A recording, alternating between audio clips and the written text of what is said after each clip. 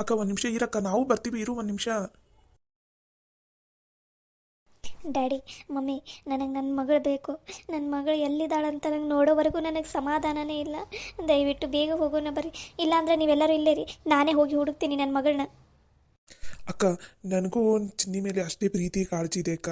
ನನಗೆ ಅನ್ಸಿದ ಮಟ್ಟಿಗೆ ನೇತ್ರ ಅವರು ಮತ್ತು ಆ ಚಿನ್ನಿ ಇಬ್ಬರು ಒಂದೇ ಕಡೆ ಎಲ್ಲೋ ಹೋಗಿದ್ದಾರೆ ಅಂತ ಅನ್ಸುತ್ತೆ. ಅದಕ್ಕೆ ಮನೆಯಲ್ಲಿ ಇಲ್ಲ ಅವರು. ನೀನು ಹೆದರ್ಕೋಬೇಡಕ್ಕ. ನೇತ್ರ ಮತ್ತು ಚಿನ್ನಿ ಇಬ್ಬರು ಸೇಫ್ ಆಗಿರ್ತಾರೆ. ಎಲ್ಲ ನಂದೇ ತಪ್ಪು. ನೇತ್ರ ಅರ್ಥ ಮಾಡ್ಕೋ ಖುಷಿಯವರೇ, ನಾ ಹೇಳೋದನ್ನು ಅರ್ಥ ಮಾಡ್ಕೋರಿ ಅಂತ ಎಷ್ಟೆಲ್ಲ ತಿಳುವಳಿಕೆಯಿಂದ ತಿಳಿಸಿ ಹೇಳಿದ್ಲು. ಆದರೆ ನಾನು ಅರ್ಥನೇ ಮಾಡ್ಕೊಳ್ಳಿಲ್ಲ, ಬರೀ ನಂದೇ ಹಠ ಮಾಡಿದೆ ನಾನು. ನೀವು ಅಷ್ಟೇ, ಒಂದೇ ಒಂದು ಸಲ ಕುತ್ಕೊಂಡು ಯೋಚನೆ ಮಾಡಲಿಲ್ಲ. ನೀವಾದರೂ ಒಂದು ಕ್ಷಣ ಕುತ್ಕೊಂಡು ಯೋಚನೆ ಮಾಡಿ ನನಗೆ ಹೇಳಿದಿದ್ರೆ ನಾನು ಯೋಚನೆ ಮಾಡ್ತಿದ್ನೋ ಏನು, ಯಾರಿಗೆ ಗೊತ್ತು. ಇವಾಗ ನೋಡ್ರಿ, ಮನೆಯಲ್ಲಿ ನೇತ್ರನೂ ಇಲ್ಲ, ಚಿನ್ನಿನೂ ಇಲ್ಲ. ಇಬ್ಬರು ಎಲ್ಲಿ ಹೋಗಿದ್ದಾರೋ ಏನು ಒಂದು ಗೊತ್ತಿಲ್ಲ.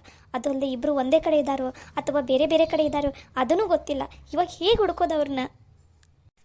ಡ್ಯಾಡಿ, ಮಮ್ಮಿ, ತಂದೆ ತಾಯಿಯಾಗಿ ನೀವು ಇದನ್ನೆಲ್ಲ ಮಾಡಬೇಕಾಗಿತ್ತು. ನೀವು ನನ್ನ ಸಲುವಾಗಿ ಯೋಚನೆ ಮಾಡಬೇಕಾಗಿತ್ತು. ಆದರೆ ನೀವಿಬ್ಬರು ಅದು ಯೋಚನೆ ಮಾಡಲಿಲ್ಲ. ಅದನ್ನು ಪಾಪ ನೇತ್ರ ಯೋಚನೆ ಮಾಡಿದ್ಲು. ಚಿನ್ನಿ ಸಲುವಾಗಿ ಏನೆಲ್ಲ ಮಾಡಿದ್ಲು ಆಕೆ. ಆದರೆ ನಾನೇ ಅವಳನ್ನ ಅರ್ಥ ಮಾಡ್ಕೊಳ್ಳಿಲ್ಲ. ಇವಾಗ ಎಷ್ಟು ಪಶ್ಚಾತ್ತಾಪ ಪಡ್ತಾಯಿದ್ದೀನಿ. ಅವರಿಬ್ಬರು ಏನಾದರೂ ಸಿಗಲಿಲ್ಲ ಅಂದ್ರೆ ನಾನು ಮಾತ್ರ ಬದುಕಿರೋದಿಲ್ಲ. ಯಾಕಂದ್ರೆ ಅವರಿಬ್ಬರು ಇವತ್ತು ಮನೆ ಬಿಟ್ಟು ಹೋಗೋದಕ್ಕೆ ಮೇನ್ ಕಾರಣನ ನಾನು.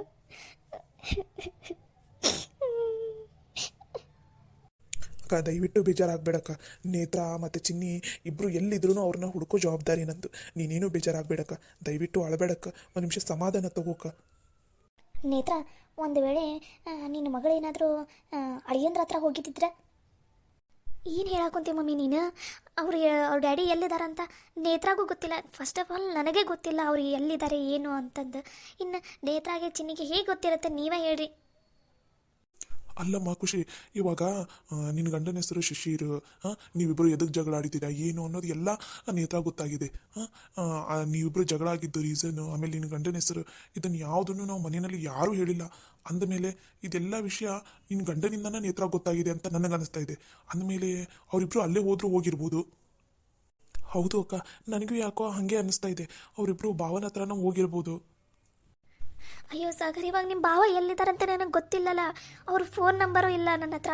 ಆವಾಗಲೇ ಅವತ್ತು ಸಿಟ್ಟಿನಲ್ಲಿನೇ ಎಲ್ಲ ಡಿಲೀಟ್ ಮಾಡಿ ಬ್ಲಾಕ್ ಮಾಡಿ ಒಗೆದ್ಬಿಟ್ಟಿದ್ದೀನಿ. ಇವಾಗ ಅವ್ರನ್ನ ಎಲ್ಲಂತ ಹುಡುಕೋದು? ಸಾಗರ್ ಅಕ್ಕ, ನೀನು ಯಾಕಕ್ಕ ಇಷ್ಟೊಂದು ಅಳ್ತಾ ಇದೀಯಾ? ಮನೆಯಲ್ಲಿ ಎಲ್ಲರೂ ಯಾಕೆ ಇಷ್ಟೊಂದು ಬಿಜಾರ್ನಲ್ಲಿ ಇದ್ದೀರಲ್ಲ? ಅದು ಚರಣ್, ಮನೆಯಲ್ಲಿ ನೇತ್ರ ಮತ್ತು ಚಿನ್ನಿ ಇಬ್ಬರು ಕಾಣಿಸ್ತಾನೆ ಇಲ್ಲ. ಎಲ್ಲಿ ಹೋಗಿದಾರೋ ಏನು ಒಂದು ಗೊತ್ತಿಲ್ಲ. ಅಕ್ಕ, ಏನು ಹೇಳ್ತಾ ಇದೀಯ ನೀನು? ನೇತ್ರ ಅವರು ಮನೆಯಲ್ಲಿ ಕಾಣಿಸ್ತಾ ಇಲ್ವಾ? ಅಯ್ಯೋ ಇಲ್ಲ ಚರಣ್, 2 ದಿನದಿಂದ ಮನೆಯಲ್ಲಿ ಒಂದು ಸ್ವಲ್ಪ ಗಲಾಟೆ ಆಯಿತು. ನಿನಗೆ ಗೊತ್ತಲ್ಲ, ಸಾಗರ್ ಹೇಳಿರ್ಬೋದು ಅಂತ ಅನಿಸುತ್ತೆ. ಅವ್ರ ವಿಷಯವಾಗಿ, ನಿಮ್ಮ ಭಾವನ ವಿಷಯವಾಗಿ ಮನೆಯಲ್ಲಿ ಜಗಳ ಆಗಿತ್ತು. ಇವಾಗ ನೋಡಿದರೆ ನಮಗೆಲ್ಲ ಅರ್ಥ ಆಯಿತು, ನೇತ್ರ ಮಾಡ್ತಾ ಇರೋದು ಸರಿಯಾಗಿದೆ, ನಮ್ಮ ಒಳ್ಳೆಯದಕ್ಕೋಸ್ಕರನೇ ಮಾಡ್ತಾ ಇದ್ದಾಳೆ ಅಂತ ಎಲ್ಲ ಅರ್ಥ ಆಗಿ ಅವಳ ಹತ್ರ ಮಾತಾಡೋಕ್ಕೆ ಹೋಗೋಣ ಅಂತ ಅನ್ನೋಷ್ಟರಲ್ಲಿ ನೇತ್ರ ಮತ್ತು ಚಿನ್ನಿ ಇಬ್ಬರು ಮನೆಯಲ್ಲಿ ಇಲ್ಲನೇ ಇಲ್ಲ. ಎಲ್ಲೂ ಹೋಗಿದ್ದಾರೆ ಅಂತಲೂ ಗೊತ್ತಿಲ್ಲ. ಸಾಗರ್ ನೋಡಿದರೆ ನಿಮ್ಮ ಭಾವನ ಹತ್ರ ಹೋಗಿರ್ಬೋದು ಅಂತ ಇದ್ದಾರೆ. ಆದರೆ ನಿಮ್ಮ ಭಾವ ಎಲ್ಲಿದ್ದಾರೆ ಏನು ಒಂದು ಗೊತ್ತಿಲ್ಲ ನನಗೆ. ಏನು ಮಾಡಲಿ ಇವಾಗ ನಾನು? ಚಿನ್ನಿಗೇನಾದರೂ ಆದರೆ ನಾನು ಮಾತ್ರ ಬದುಕಿರೋದಿಲ್ಲ. ಅಲ್ಲ ಅಕ್ಕ, ನೇತ್ರ ಅವ್ರು ಯಾಕೋ ಮನೆ ಬಿಟ್ಟು ಹೋದ್ರು? ನೇತ್ರ ಅವ್ರಿಗೆ ಏನಾಯ್ತು? ಇವನೇ ಸಾಗರ್ ಇದಾನಲ್ಲ, ನೇತ್ರ ಮೇಲೆ ಕೈ ಮಾಡಿಬಿಟ್ಟ. ಅಷ್ಟೇ ಅಲ್ಲದೆ ಇನ್ಮೇಲೆ ನೀನು ನಮಗೆ ಈ ಜನ್ಮದಲ್ಲಿ ಮುಖಾನೇ ತೋರಿಸ್ಬೇಡ, ಮನೆಯಿಂದ ಹೋಗು ಅಂತ ಅಂದ್ಬಿಟ್ಟಿದ್ದಾನೆ. ಅದಕ್ಕೋಸ್ಕರ ನೇತ್ರ ಬೇಜಾರು ಮಾಡಿಕೊಂಡು ಮನೆ ಬಿಟ್ಟು ಹೋಗಿದ್ದಾಳೆ. ಎಲ್ಲಿ ಹೋಗಿದ್ದಾಳೆ ಏನೋ ಅದು ಗೊತ್ತಿಲ್ಲ. ಅಕ್ಕ, ಸಾಗರ್, ಅಂಕಲ್, ಆಂಟಿ, ನೀವೆಲ್ಲರೂ ಬಹಳ ದೊಡ್ಡ ತಪ್ಪು ಮಾಡಿಬಿಟ್ರಿ.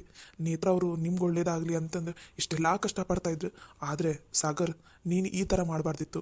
ನೀನು ಎಷ್ಟು ಸಲ ಹೇಳಿದ್ದೀನಿ ನಿನ್ನ ಸಿಟ್ಟನ್ನು ನೀನು ಕಂಟ್ರೋಲ್ನಲ್ಲಿ ಇಟ್ಕೋ ಅಂತಂದು. ಆದರೆ ಒಂದು ಸಲ ಕೂಡ ನೀನು ನನ್ನ ಮಾತು ಕೇಳಲಿಲ್ಲ. ಅಂತ ಒಳ್ಳೆ ಬಂಗಾರದಂಥ ಹೆಂಡತಿಗೆ ಮನೆಯಿಂದ ಹೊರಗಡೆ ಕಳಿಸಿದೆಯಲ್ಲ, ಇದು ನಿನಗೆ ಸರಿ ಅನಿಸುತ್ತಾ ಹೇಳು? ಅಲ್ಲ ಸಾಗರ್, ನಿಮ್ಮಿಬ್ರದ್ದು ಲವ್ ಮ್ಯಾರೇಜ್. ನೇತ್ರ ಏನು ಅಂತ ನಿನಗೆ ಚೆನ್ನಾಗಿ ಗೊತ್ತಿದೆ. ಅಂದಮೇಲೆ ನೇತ್ರ ಏನಾದರೂ ಡಿಸಿಷನ್ ತಗೋತಾ ಇದ್ದಾಳೆ ಅಂದರೆ ಅದು ನಮ್ಮ ಮನೆಗೆ ಒಳ್ಳೇದಾಗುತ್ತೆ ಅಂತ ಒಂದು ಸಣ್ಣ ಯೋಚನೆ ಕೂಡ ನೀವು ಮಾಡಲಿಲ್ಲ ಅಲ್ಲ ನೇತ್ರ ಅವ್ರ ಬಗ್ಗೆ? ಅವನಂತೂ ಮುಂಗೋಪಿ, ಯಾವಾಗಲೂ ಅವನಿಗೆ ಸಿಟ್ಟು ಬರ್ತಾನೆ ಇರುತ್ತೆ. ಸಿಟ್ಟಿನಲ್ಲಿ ಏನಾದರೂ ಮಾತಾಡಿದರೆ ಎದುರುಗಡೆ ಇರೋರಿಗೆ ಹರ್ಟ್ ಆಗುತ್ತೆ ಅನ್ನೋದು ಯೋಚನೆನೂ ಮಾಡೋದಿಲ್ಲ. ಆದರೆ ಅಕ್ಕ, ನೀನಾದರೂ ಒಂದು ಸ್ವಲ್ಪ ಕುತ್ಕೊಂಡು ಯೋಚನೆ ಮಾಡಬಾರ್ದಾಯ್ತಾ? ಅಂಕಲ್ ಆಂಟಿ ನೀವು ವಯಸ್ಸಿನಲ್ಲಿ ದೊಡ್ಡವರು, ನಿಮಗೆ ಅನುಭವ ಜಾಸ್ತಿ ಇರುತ್ತೆ. ನೇತ್ರ ಏನು ಹೇಳ್ತಾ ಇದ್ದಾಳೆ, ಏನು ಮಾಡೋದಕ್ಕೆ ಹೊರಟಿದ್ದಾಳೆ ನೇತ್ರ, ಇಷ್ಟೆಲ್ಲ ಯಾಕೆ ನಮ್ಮನ್ನು ಎದುರು ಹಾಕ್ಕೊಂಡು ನಾವೆಲ್ಲ ಇಷ್ಟು ಬೈದ್ರೂ ಅವಳು ಹಠ ಬಿದ್ದು ಏನೋ ಮಾಡ್ತಿದ್ದಾಳಲ್ಲ, ಎದಕ್ಕೆ? ಇದರಿಂದ ನಮ್ಮ ಮನೆಗೆ ಒಳ್ಳೇದಾಗುತ್ತಾ, ನನ್ನ ಮಗಳಿಗೆ ಒಳ್ಳೇದಾಗುತ್ತಾ ಅಂತ ಒಂದು ಕ್ಷಣ ನೀವು ಕುತ್ಕೊಂಡು ಯೋಚನೆ ಮಾಡಲಿಲ್ಲಲ್ಲ. ನೀವಿಬ್ಬರಾದರೂ ಕುತ್ಕೊಂಡು ಯೋಚನೆ ಮಾಡಿದಿದ್ರೆ ಇವತ್ತು ಈ ಪರಿಸ್ಥಿತಿ ಬರ್ತಾ ಇಲ್ಲಾಗಿತ್ತು ಅಂಕಲ್ ಆಂಟಿ. ಪಾಪ ಚಿನ್ನಿ ಎಷ್ಟು ಆಳ್ತಾ ಇದ್ಲು, ನನಗೆ ಡ್ಯಾಡಿ ಬೇಕು ಅಂತ. ಅಷ್ಟು ಸಣ್ಣ ಹುಡುಗಿ ಮನಸ್ಸನ್ನು ಕೂಡ ನೀವು ಯಾರೂ ಅರ್ಥ ಮಾಡ್ಕೊಳ್ಳಿಲ್ಲ. ದೊಡ್ಡವರಾಗಿ ನಿಮ್ಮದು ನಿರ್ಧಾರ ನಿಮ್ಮ ಮನಸ್ಸಿಗೆ ತಿಳಿದಂಗೆ ನೀವು ಮಾಡ್ಕೊಂಡು ಹೊರತು ಆ ಸಣ್ಣ ಹುಡುಗಿ ಮನಸ್ಸನ್ನು ಒಂದು ಸಲನೂ ಅರ್ಥ ಮಾಡ್ಕೊಳ್ಳಿಲ್ಲ ನೀವು. ಆದರೆ ನೇತ್ರ ಅವ್ರ ಮನೆಗೆ ಬಂದು ಒಂದು ವಾರದಲ್ಲಿನೇ ಚಿನ್ನಿನ ಎಷ್ಟು ಚೆನ್ನಾಗಿ ಅರ್ಥ ಮಾಡ್ಕೊಂಡ್ರು. ಅವಳಿಗೆ ಏನು ಬೇಕು ಏನು ಬೇಡ, ಅವಳ ಜೀವನದಲ್ಲಿ ಮುಂದೆ ಚೆನ್ನಾಗಿರ್ಬೇಕಂದ್ರೆ ಅವಳು ಹೆಂಗಿರಬೇಕು, ಯಾರ ಜೊತೆ ಇರಬೇಕು, ಎಲ್ಲಿರಬೇಕು, ಎಲ್ಲನೂ ಯೋಚನೆ ಮಾಡಿದರು. ನಿಮಗೆ ಅಷ್ಟು ನಿಮಗೆಲ್ಲ ಮೋಸ ಮಾಡಿ ನಿಮ್ಮ ಮನೆಯಲ್ಲಿ ಯಾರೂ ಖುಷಿ ಇರಬಾರ್ದು ಅನ್ನೋ ಹಂಗೆ ಮಾಡಿರೋ ನಯನಾ ಆಂಟಿಯವ್ರನ್ನ ನೀವು ಮನೆಯಲ್ಲಿ ಇಟ್ಕೊಂಡ್ರಿ. ಆದರೆ ನಿಮ್ಗೆ ಒಳ್ಳೇದಾಗಲಿ, ನಿಮ್ಮ ಮನೆಯಲ್ಲಿ ಎಲ್ಲರೂ ಖುಷಿಯಾಗಿರಲಿ ಅಂತ ಹೋರಾಡ್ತಿರೋ ನೇತ್ರ ಅವ್ರನ್ನ ಮನೆಯಿಂದ ಹೊರಗಡೆ ಕಳಿಸ್ತಿದ್ರಿ. ಇದು ಸರಿ ಅನಿಸುತ್ತಾ ನಿಮಗೆ? ಅಯ್ಯೋ ಚರಣ್, ದಯವಿಟ್ಟು ನನಗೆ ಕ್ಷಮಿಸ್ಬಿಡು. ಇವಾಗ ನಾನು ಏನು ಮಾತಾಡುವಂಥ ಸಿಚುವೇಶನಲ್ಲೂ ಇಲ್ಲ. ನಡಿ, ಪೊಲೀಸ್ ಕಂಪ್ಲೇಂಟ್ ಆದರೂ ಕೊಡೋಣ. ನೇತ್ರ ಅವರು ಮತ್ತು ಚಿನ್ನಿ ಎಲ್ಲಿದ್ದಾರೆ, ಹಾಗೆ ಭಾವ ಎಲ್ಲಿದ್ದಾರೆ ಅಂತ ಹುಡ್ಕೋಣ. ಇವತ್ತು ಹೇಗಾದರೂ ಮಾಡಿ ಅವರನ್ನು ಹುಡುಕ್ಲೇಬೇಕು. ಹುಡುಕಿ ಅವ್ರ ಹತ್ರ ಕ್ಷಮೆ ಕೇಳಲೇಬೇಕು. ಆವಾಗಲೇ ನಮ್ಮ ಮನಸ್ಸಿಗೆಲ್ಲ ಸಮಾಧಾನ ಆಗೋದು. ಚರಣ್ ಪ್ಲೀಸ್, ನಿನಗಾದರೂ ನಿಮ್ಮ ಭಾವ ಎಲ್ಲಿದ್ದಾರೆ ಏನು ಅಂತ ಗೊತ್ತಿದ್ರೆ ಹೇಳು. ಯಾಕಂದರೆ ನಾವಂತೂ ಯಾರೂ ಅವ್ರ ಜೊತೆ ಮಾತಾಡ್ತಾನೇ ಇರಲಿಲ್ಲ. ನೀನಾದರೂ ಮಾತಾಡ್ತಾ ಇದೆಯಾ ಅಥವಾ ಅವ್ರನ್ನ ಯಾವತ್ತಾದರೂ ಎಲ್ಲಾದರೂ ನೋಡಿದೆಯಾ? ಹಾಗೇನಾದರೂ ಗೊತ್ತಿದ್ರೆ ಹೇಳು ಚರಣ್ ಪ್ಲೀಸ್. ಹೌದಪ್ಪ ಚರಣ್, ನಿನಗೇನಾದರೂ ಗೊತ್ತಿದ್ರೆ ಹೇಳು, ಕೈ ಮುಗಿತೀವಿ. ಮೊದಲು ಅವ್ರು 3 ಜನನ ಯಾವಾಗ ನೋಡ್ತೀವೋ ಅಂತ ಅನಿಸ್ತಾ ಇದೆ ನನಗೆ. ಅದು ಅಕ್ಕ, ನನಗೆ ಗೊತ್ತಿಲ್ಲ ಭಾವ ಎಲ್ಲಿದ್ದಾರೆ ಅಂತ. ಚರಣ್, ನಿಜ ಹೇಳು, ನೇತ್ರಾಗೆ ಈ ಎಲ್ಲ ಇನ್ಫಾರ್ಮೇಷನ್ ಕೊಟ್ಟಿದ್ದು ನೀನೇ ತಾನೇ? ನಾವಂತೂ ಮನೆಯಲ್ಲಿ ಯಾರೂ ಹೇಳಿಲ್ಲ, ನಿತಿನೂ ಹೇಳಿಲ್ಲ. ಯಾಕಂದರೆ ನಾನು ನಿತಿನಿಗೂ ಸರಿಯಾಗಿ ಕೇಳಿದ್ದೀನಿ ಅವನಿಗೆ. ಇಲ್ಲ ಅಣ್ಣ, ನಾನು ಏನೂ ಹೇಳಿಲ್ಲ ನೇತ್ರ ಅವರಿಗೆ ಅಂತ ಹೇಳ್ತಾನೆ. ಅಂದಮೇಲೆ ಭಾವನ ಬಗ್ಗೆ, ನಮ್ಮ ಮನೆಯಲ್ಲಿ ನಡೆದಿರೋ ಎಲ್ಲ ಇನ್ಸಿಡೆಂಟ್ ಬಗ್ಗೆ ನೇತ್ರ ಅವರಿಗೆ ನೀನೇ ತಾನೇ ಹೇಳಿದ್ದು. ನಿಜ ಒಪ್ಕೋ ನನ್ನ ಹತ್ರ ಪ್ಲೀಸ್ ಚರಣ್, ನಿನ್ನ ಕೈ ಮುಗಿತೀನಿ, ನಿಜ ಒಪ್ಕೋ. ಇವಾಗ ಎಲ್ಲಿದ್ದಾರೆ ಭಾವ ಅನ್ನೋದನ್ನು ಹೇಳು.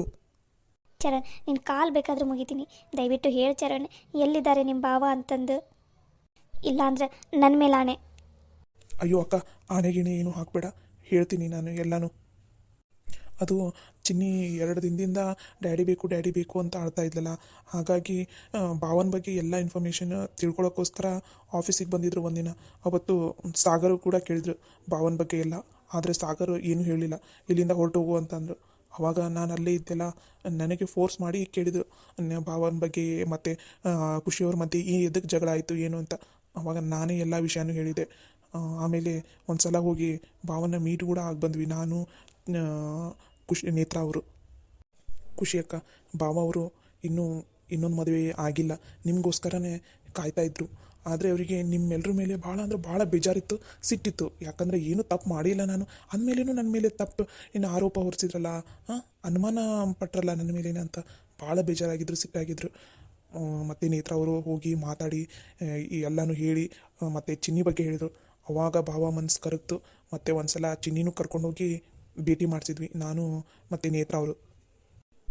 ಅದಾದಮೇಲೆ ಮತ್ತೆ ಫೋನಲ್ಲಿ ಮಾತಾಡೋದು, ಮತ್ತು ಮುಂದೆ ಏನೇನಾಯಿತು ಅನ್ನೋದು ನಿಮಗೆ ಗೊತ್ತಲ್ಲ. ಅಂದರೆ ನಿನಗೆ ಗೊತ್ತು ಭಾವ ಎಲ್ಲಿದ್ದಾರೆ ಅಂತ. ಹಾಂ ಗೊತ್ತು ಭಾವ ಎಲ್ಲಿದ್ದಾರೆ ಅಂತ. ಆದರೆ ಇವಾಗ ನಾನು ನಿಮ್ಮ ಹತ್ರ ಅವ್ರು ಎಲ್ಲಿದ್ದಾರೆ ಅಂತ ಹೇಳೋದಿಲ್ಲ. ಯಾಕಂದರೆ ನೇತ್ರ ಅವರು ಇನ್ನೂ ನನಗೇನು ಫೋನು ಮಾಡಿಲ್ಲ, ಏನಿಲ್ಲ. ಮುಂದೆ ಏನಾಗಬೇಕು ಏನು ಅಂತ ನೇತ್ರ ಅವರು ಎಲ್ಲ ಹೇಳ್ತಿದ್ರೆ ನನಗೆ. ಆದರೆ ಇವಾಗ ನೇತ್ರ ಅವರೇ ಕಾಣಿಸ್ತಾ ಇಲ್ಲಲ್ಲ. ನೇತ್ರ ಅವ್ರು ಎಲ್ಲಿದ್ದಾರೆ ಏನು ಅಂತ ನಿಮಗೂ ಗೊತ್ತಿಲ್ವಾ? ನಿಜ ಹೇಳಿ. ಅಯ್ಯೋ ಇಲ್ಲ ಚರಣ್, ನೇತ್ರ ಅವರು ಮೇ ಬಿ ಭಾವ ಅವ್ರ ಮನೆಗೆ ಹೋಗಿರ್ಬೋದು ಅಂತ ಅನಿಸುತ್ತೆ, ಚಿನ್ನಿನ ಬಿಡೋದಕ್ಕೆ. ನಡಿ, ಭಾವ ಎಲ್ಲಿದ್ದಾರೆ ನಮ್ಮನ್ನು ಅಲ್ಲಿಗೆ ಕರ್ಕೊಂಡು ಹೋಗಿ ನೀನು. ಇಲ್ಲ ಸಾಗರ್, ನೇತ್ರ ಅವ್ರು ಅಲ್ಲಿಲ್ಲ. ಯಾಕಂದರೆ ಚಿನ್ನಿನ ನಾನೇ ಭಾವನ ಹತ್ರ ಕರ್ಕೊಂಡು ಹೋಗಿ ಬಿಟ್ಟಿದ್ದು, ನೇತ್ರ ಅವರಲ್ಲ. ಚರಣ್, ಏನು ಹೇಳ್ತಾ ಇದೀಯ ನೀನು ಚಿನ್ನಿನ ಕರ್ಕೊಂಡೋಗಿ ಭಾವ ಹತ್ರ ಬಿಟ್ಟಿಯಾ? ಮತ್ತು ನೇತ್ರ ಅವ್ರು ಎಲ್ಲಿದ್ದಾರೆ ಹಾಗಾದರೆ? ಅದು ನನಗೆ ಗೊತ್ತಿಲ್ಲ ಸಾಗರ್. ಮೇ ಬಿ ನಾನು ಈ ಕಡೆ ಬಂದ ಮೇಲೆ ನೇತ್ರ ಅವರು ಭಾವರ ಮನೆಗೆ ಹೋಗಿದ್ದಾರೋ ಏನೋ ಗೊತ್ತಿಲ್ಲ. ಮೊದಲು ಭಾವ ಇದ್ದಾರಲ್ಲ, ಆ ಮನೆಗೆ ಹೋಗೋಣ ಬರ್ರಿ, ಅಲ್ಲೇ ನೇತ್ರ ಅವರು ಬಂದಿರ್ಬೋದು. ನಡೀರಿ ಹಾಗಾದರೆ, ಇಲ್ಲಿ ನಿಂತ್ಕೊಂಡು ಟೈಮ್ ವೇಸ್ಟ್ ಮಾಡೋದು ಬೇಡ. ಮೊದಲು ಅವ್ರ ಹತ್ರ ಹೋಗಿ ನಾ ಕ್ಷಮೆ ಕೇಳಬೇಕು. ಹಾಗೆ ನೇತ್ರಾಗೆ, ನನ್ನ ಮಗಳಿಗೆ ಎಲ್ಲರ ಹತ್ರನೂ ಕ್ಷಮೆ ಕೇಳಬೇಕು. ಚರಣ್ ಪ್ಲೀಸ್, ನಮ್ಮನ್ನು ಬೇಗ ಅಲ್ಲಿಗೆ ಕರ್ಕೊಂಡು ಹೋಗು. ಸರಿ ಬರ್ರಿ ಅಕ್ಕ ಬೇಗ.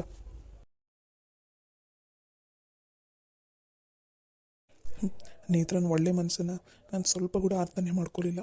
ಮೊದಲು ನೇತ್ರ ಹತ್ರ ಕ್ಷಮೆ ಕೇಳಬೇಕು, ಇನ್ನೊಂದ್ಸಲ ಈ ಥರ ತಪ್ಪು ಮಾಡಲ್ಲ ಅಂತ ಹೇಳಬೇಕು. ನೇತ್ರ ಎಷ್ಟು ಸಲ ಹೇಳ್ತಿದ್ಲು, ಕೋಪದಲ್ಲಿ ಯಾವುದೇ ನಿರ್ಧಾರಗಳನ್ನು ತೊಗೊಳೋದಕ್ಕೆ ಹೋಗಬೇಡಿ, ನೀವು ಕೋಪದಲ್ಲಿ ಏನಾದರೂ ಮಾತಾಡಿ ಆಮೇಲೆ ಪಶ್ಚಾತ್ತಾಪ ಪಡ್ತೀರಾ, ಆ ಥರ ಮಾಡೋದಕ್ಕೆ ಹೋಗಬೇಡಿ ಅಂತ ಎಷ್ಟು ಸಲ ಹೇಳಿದರು. ಆದರೆ ನಾನು ನೇತ್ರ ಮಾತನ್ನು ತಲೆಗೆ ಹಚ್ಕೊಳ್ಳಿಲ್ಲ. ಇವಾಗ ನೇತ್ರ ನನ್ನನ್ನು ಬಿಟ್ಟು ಹೋಗಿದ್ದಾಳೆ. ಇಲ್ಲ, ಹೇಗಾದರೂ ಮಾಡಿ ನೇತ್ರನ ಹುಡುಕಿ ಕ್ಷಮೆ ಕೇಳಿ ಮನೆ ಕರ್ಕೊಂಡು ಬರಬೇಕು.